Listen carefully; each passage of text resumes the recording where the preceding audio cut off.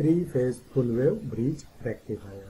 Now, as shown in this figure, a delta star connected transformer is used. That means the primary winding of the transformer is connected in the delta, and the secondary winding of transformer is connected in the star. Now you can also connect secondary winding in the delta. That means this delta connection is applicable for the full wave bridge rectifier. Now, as shown in this figure, the cathode of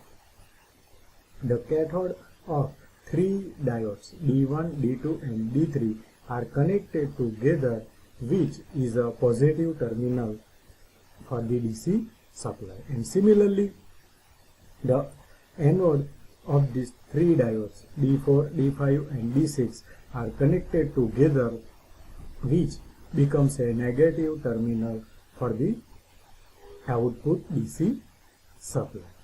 Now you can see the combination. One combination of diode is connected in series D1 and D4. Similarly D2 and D5. Similarly D3 and D6. And these three combinations are connected in parallel. So there are two diodes is used for the per phase. That means it requires 6 diodes. Now the load is connected between the positive terminal and the negative terminal of the output. So here you can see. Now the three terminals, already we have said the three terminals of the secondary winding is connected to the anode and cathode junction, or anode and cathode between diode D1 and D4.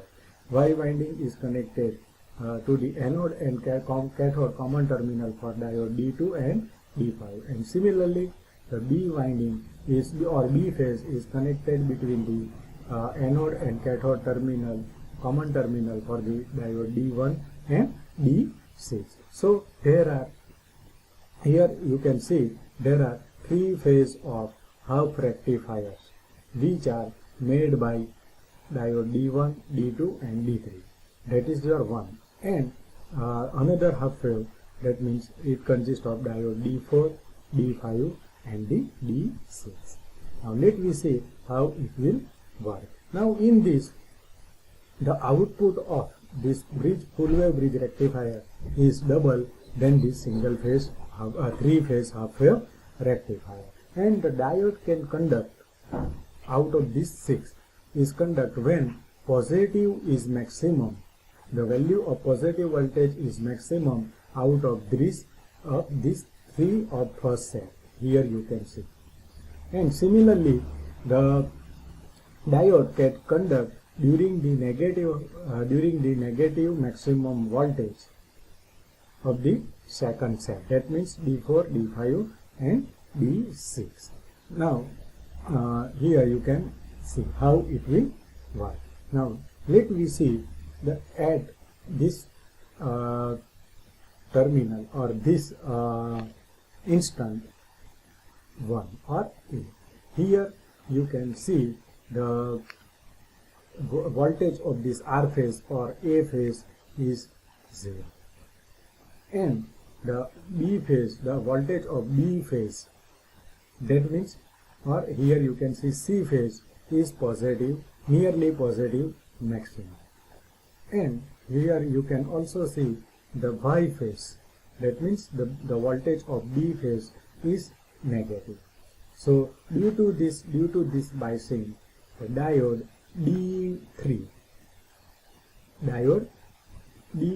here you can see diode D3 is forward bias, and due to this negative, diode D5 is forward bias.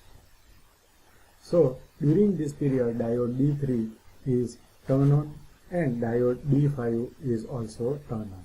So here we can see the diode D3 and D5 both are conduct the current. So now the flow of current, or the path of current flow from this B terminal to D3, then load resistance RL, then diode D5, and then the Y winding of this Y phase of the secondary winding.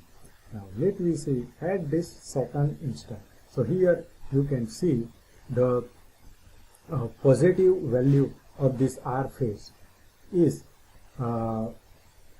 positive with respect to this B phase or C phase. So due to this, diode D1 start to conduct, and this time you can see the diode D5 still it has maximum voltage. So due to this, D5 is still conducting up to this point 2.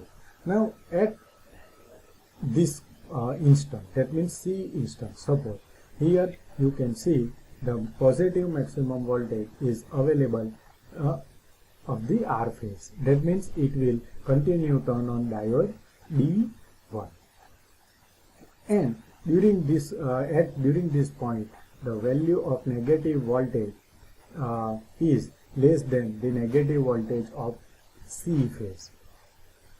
Negative voltage of C phase. That means the value of this B phase or the C phase is greater than the negative voltage of B phase or the Y phase, which will turn on the diode D6. So the currents flow from R phase to D1, then load resistance, then diode D6 diode D6 and to the B terminal of the secondary winding. Now at this instant you can see the diode D6 is still conducting because the maximum negative voltage is available at diode D6, which will remain in conduction mode. But at this condition, the voltage of the Y phase or the B phase is greater than or the positive with respect to this R phase, which will turn on the diode D2. So the current flow from Y phase to D2, then load resistance RL, then diode D6 and the B phase. Now accordingly you can see the during the forward bias diode D1, D2, D3, D1, D2, D3 conducted in this sequence, while in negative direction diode D5, D6, D4, then D5, D6, D4 conducting sequentially. Now let me see the different features of the full wave bridge rectifier. So in this case, two diodes are conducted at any time, and each diode